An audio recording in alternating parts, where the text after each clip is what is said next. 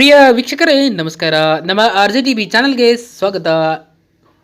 32 ಲಕ್ಷ ರೈತರಿಗೆ 3,500 ಕೋಟಿ ರೂಪಾಯಿ ಬೆಳೆ ಹಾನಿ ಪರಿಹಾರ ಬಿಡುಗಡೆ ಆಗಿದೆ. ಅದು ರೈತರಿಗೆ ಎಷ್ಟು ಜಮಾ ಆಗಿದೆ ಎಂಬುದನ್ನು ಚೆಕ್ ಮಾಡಿಕೊಳ್ಳಿ.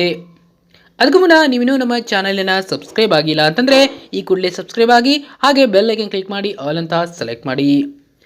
ರೈತರಿಗೆ ರಾಜ್ಯ ಸರ್ಕಾರ ಸಿಹಿ ಸುದ್ದಿಯೊಂದನ್ನು ನೀಡಿದ್ದು, ಕಳೆದ ವರ್ಷ ಮುಂಗಾರು ಹಂಗಾಮಿನಲ್ಲಿ ಬರದಿಂದಾಗಿ ಬೆಳೆ ಹಾನಿಯಾದ 39 ಲಕ್ಷ ರೈತರಿಗೆ ಸುಮಾರು 3,535 ಕೋಟಿ ರುಗಳು ಪರಿಹಾರವನ್ನು ರೈತರ ಖಾತೆಗಳಿಗೆ ನೇರವಾಗಿ ಪಾವತಿಸಲಾಗುತ್ತಿದೆ ಎಂದು ಕಂದಾಯ ಸಚಿವರಾದಂಥ ಕೃಷ್ಣ ಬೈರೇಗೌಡ ಅವರು ತಿಳಿಸಿದ್ದಾರೆ. ವಿಧಾನ ಪರಿಷತ್ನಲ್ಲಿ ನಿನ್ನೆ ಕೇಶವ ಪ್ರಸಾದ್ ಪ್ರಶ್ನೆಗೆ ಉತ್ತರಿಸಿದ ಅವರು, ಅಲ್ಲದೆ ಹಿಂಗಾರು ಹಂಗಾಮಿನಲ್ಲಿ ಕೂಡ ರಾಯಚೂರು, ಕೊಪ್ಪಳ ಜಿಲ್ಲೆಯಲ್ಲಿ ಅತಿ ಮಳೆಯಿಂದ ಅಪಾರ ಪ್ರಮಾಣದ ಬೆಳೆ ಹಾನಿ ಉಂಟಾಗಿತ್ತು. ಈ 2,859 ರೈತರಿಗೆ 56 ಕೋಟಿ ರುಗಳ ಪರಿಹಾರವನ್ನು ರೈತರ ಖಾತೆಗೆ ನೇರವಾಗಿ ಪಾವತಿಸಲಾಗುತ್ತಿದೆ ಎಂದು ತಿಳಿಸಿದರು. ಹಿಂದಿನ ವರ್ಷಗಳಿಗೆ ಹೋಲಿಸಿದರೆ 2023 ಮತ್ತು 24ನೇ ಸಾಲಿನಲ್ಲಿ ಅತಿ ಹೆಚ್ಚು ಪರಿಹಾರ ನೀಡಲಾಗಿದೆ.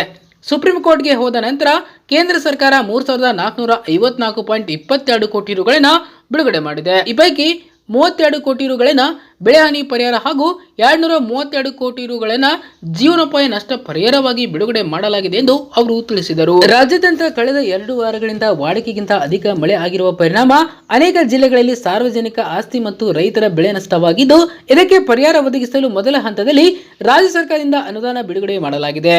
ಹೌದು, ರಾಜ್ಯಾದ್ಯಂತ ಕಳೆದ 2 ವಾರಗಳಿಂದ ವಾಡಿಕೆಗಿಂತ ಅಧಿಕ ಮಳೆ ಆಗಿರುವ ಪರಿಣಾಮ ಅನೇಕ ಜಿಲ್ಲೆಗಳಲ್ಲಿ ಸಾರ್ವಜನಿಕ ಆಸ್ತಿ ಮತ್ತು ಬೆಳೆ ನಷ್ಟವಾಗಿದ್ದು, ಇದಕ್ಕೆ ಪರಿಹಾರ ಒದಗಿಸಲು ಮೊದಲ ಹಂತದಲ್ಲಿ ರಾಜ್ಯ ಸರ್ಕಾರದಿಂದ ಅನುದಾನ ಬಿಡುಗಡೆ ಮಾಡಲಾಗಿದೆ. ಅತಿಯಾದ ಮಳೆಯಿಂದ ಬೆಳೆ ಮತ್ತು ಮನೆಯ ಆಸ್ತಿ ನಷ್ಟಕ್ಕೆ ಒಳಗಾದ ಸಾರ್ವಜನಿಕರಿಗೆ ಸರ್ಕಾರದಿಂದ ಪರಿಹಾರವನ್ನು ನೀಡಲು ಮೊದಲ ಹಂತದಲ್ಲಿ 775 ಕೋಟಿ ಅನುದಾನವನ್ನು ಬಿಡುಗಡೆ ಮಾಡಲಾಗಿದೆ ಎಂದು ಕೃಷ್ಣ ಬೈರೇಗೌಡ ಅವರು ತಿಳಿಸಿದ್ದಾರೆ. ಪ್ರಸ್ತುತ ರಾಜ್ಯ ಸರ್ಕಾರದಿಂದ ಪರಿಹಾರ ನೀಡಲು ಬಿಡುಗಡೆ ಮಾಡಿರುವ 775 ಕೋಟಿ ಅನುದಾನವನ್ನು ಹೆಚ್ಚು ಮಳೆಯಿಂದ ಹಾಗೂ ಅತಿವೃಷ್ಟಿಯಿಂದ ಹಾನಿಗೀಡಾಗಿರುವ ಪ್ರದೇಶಗಳಲ್ಲಿ ಉಂಟಾದ ನಷ್ಟಕ್ಕೆ ವೆಚ್ಚ ಮಾಡಲಾಗುತ್ತಿದ್ದು, ಮನೆಗೋಡೆ ಬಿದ್ದು ಹೋಗಿರುವುದು ಮತ್ತು ಸಂಪೂರ್ಣ ಮನೆ ಹಾನಿಗೆ ಒಳಗಾದವರು, ಮಳೆ ನೀರಿನಿಂದ ಬೆಳೆ ಹಾನಿಗೊಳಗಾದವರು, ಜೀವನ ಹಾನಿಗೆ ಒಳಗಾದವರು ಈ ಪರಿಹಾರವನ್ನು ಸಿಗಲಿದೆ. ಧನ್ಯವಾದಗಳು. ಇದೇ ರೀತಿ ಹೆಚ್ಚಿನ ಮಾಹಿತಿಗಾಗಿ ನಮ್ಮ RJTV ಚಾನಲನ್ನು ಸಬ್ಸ್ಕ್ರೈಬ್ ಆಗಿ.